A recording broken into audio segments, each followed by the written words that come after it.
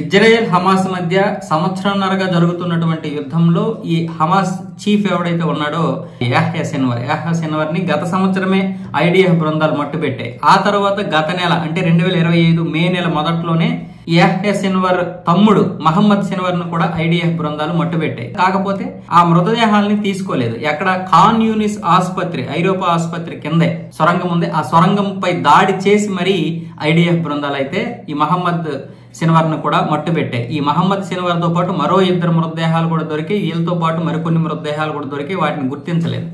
మొత్తం 3 మృతదేహాలను అయితే గుర్తించారు. అంతేకాకుండా ఈ యొక్క ఖాన్ యూనిస్ లో ఉన్నటువంటి ఐరోపా ఆసుపత్రి కింద ఉన్నటువంటి సొరంగాల గురించి అక్కడ ఉన్నటువంటి రిపోర్టర్లు ఎవరైతే ఉన్నారో అంతర్జాతీయ రిపోర్టర్లు వాళ్ళందరినీ ఐడిఎఫ్ బృందాలు అక్కడికి తీసుకువెళ్లి హమాస్ ఏ విధంగా సామాన్య పౌరుల్ని ఇక్కడికి తీసుకొచ్చి సామాన్య పౌరుల్ని యుద్ధంలో పెట్టి సామాన్య పౌరుల చేత ఇలాంటి పనులు చేపిస్తూ వాళ్ళని ఏ విధంగా ఇరుకును పెడుతుందో చూపించడానికి ఇది ఒక మంచి ఉదాహరణ, ఇదే మంచి ఎగ్జాంపుల్ అంటూ ఐడిఎఫ్ బృందాలు అయితే ఈ అంతర్జాతీయ రిపోర్టర్లకు అయితే చూపించారు.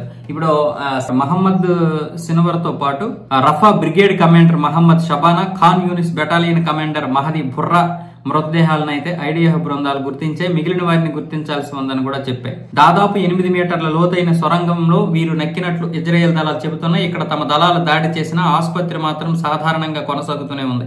మహమ్మద్ సిన్వర్ గత నెలలో మృతి చెందిన ఇజ్రాయెల్ బలగాలు సొరంగంలోకి ప్రవేశించాకే ఆ విషయం నిర్ధారణ అయింది. అంటే ఇజ్రాయెల్ దళాలు గత సంవత్సరం చంపేశాయి మహమ్మద్ సిన్వర్ ని, కానీ ఈ మృతదేహం ఇప్పుడు దొరికిందన్నమాట. ఇప్పుడు దొరికితే వీళ్ళు నిర్ధారించారు. అంటే గత నెల రోజులుగా అక్కడే ఉంది ఆ శవం. హమాస్ ని ఒక్కరూ తప్పుపట్టడం లేదు ప్రపంచ దేశాలు. ఇజ్రాయెల్ కి చెందినటువంటి బందీలనే కాదు, 1200 మందిని సామాన్య పౌరుల్ని అక్కడ ఉన్నటువంటి సైనికుల్ని చంపేసి వాళ్ళపై యుద్ధం చేసింది హమాస్. సరే, వాళ్ళకి ఏవైనా ఉండొచ్చు, కానీ ఉగ్రవాదాన్ని మాత్రం ప్రపంచ దేశాలు అరికట్టడానికి ఏ విధంగా కూడా ముందుకు రాలేదు. మీరు ఆలోచించండి, పశ్చిమాసియానే కాదు మొత్తం ఆసియా ఖండంలో ఉగ్రవాదాన్ని పెంచి పోషిస్తుంది పశ్చిమ దేశాలు. ఎందుకంటే ఈ పశ్చిమాసియా లేదా మన ఆసియా ఏది ఏ విధంగా కూడా అభివృద్ధి చెందకూడదు. ఇప్పటికే చైనా మంచి అభివృద్ధి చెందుతున్నటువంటి దేశంగా ఉంది. దాంతో పాటు ఇప్పుడు భారత్ కూడా అభివృద్ధి చెందుతుంది. కాబట్టి ఇప్పుడు చైనా భారత్ కలవకుండా ఆల్రెడీ చైనా చేసినటువంటి దరిద్రమైనటువంటి ఆలోచనల వల్ల మనం ఎలాగో కలవలేము.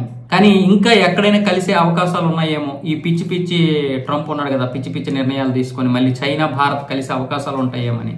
అస్సలు మన 2 దేశాలని కలవనివ్వవు. దీంతో పాటు ఇప్పుడు పాకిస్తాన్కి ఏమొచ్చేసి మా ఐరాసాలో భద్రతా మండలిలో ఉగ్రవాద నిరోధక కమిటీకి వైస్ చైర్మన్ పదవి కూడా ఇచ్చారు. ఇదంతా చూడండి, చాలా పెద్ద ప్రమాదకరమైనటువంటి పరిస్థితుల్ని పశ్చిమ దేశాలు సృష్టిస్తున్నాయి. ఐక్యరాజ్య సమితి ఒక పనికిరాని సంస్థ. అంటే అమెరికా అంటే ఐక్యరాజ్య సమితి, ఐక్యరాజ్య సమితి అంటే అమెరికా అన్న విధంగా తయారైంది. ఎందుకంటే పాకిస్తాన్కి IMF నుంచి నిధులు ఇచ్చింది అమెరికానే. అంటే అమెరికా ఏం చెబితే అది వినే పరిస్థితుల్లో IMF అయినా ఐక్యరాజ్య సమితి అయినా వీళ్ళందరూ ఒకటే. ఈ ప్రపంచంలో ఆసియా ఖండంలో ఉగ్రవాదం ఉంటూనే ఉండాలి. ఆఫ్రికా ఖండం అభివృద్ధి చెందవు, ఓన్లీ వీళ్ళ ఖండాలు మాత్రమే అభివృద్ధి చెందాలి. ఆ ఒక్క అమెరికా లేదా పాశ్చాత్య దేశాలు, యూరప్ దేశాలు మాత్రమే అభివృద్ధి చెందుతూ ముందుకు వెళ్ళాలి. ఇప్పటికే ఆసియా ఖండంలో జపాన్ లాంటి దేశం, అలాగే సింగపూర్ లాంటి దేశాలు, మన దేశం, చైనా, రష్యా, ఇలా అన్ని దేశాలు ఒకటికొకటి అభివృద్ధి చెందుతూ ముందుకు వెళ్తున్నాయి. అమెరికాని పట్టించుకోవడం లేదు. ఇంకా ఇవి పూర్తిగా అభివృద్ధి చెందితే పశ్చిమ దేశాలను పట్టించుకోవు. పశ్చిమ ఆసియా ఖండం నుంచి ఎవరూ కూడా పశ్చిమ దేశాలు కూడా వెళ్లరు. దీని ద్వారా ఆ దేశాలు నాశనం అయిపోతాయి. కాబట్టి ఆసియా అభివృద్ధి చెందకూడదు, అందులో భారత్ అభివృద్ధి చెందకూడదు ముఖ్యంగా. ఇది ఈ దౌర్భాగ్యమైనటువంటి పరిస్థితుల్లో ఉన్నాం మనం.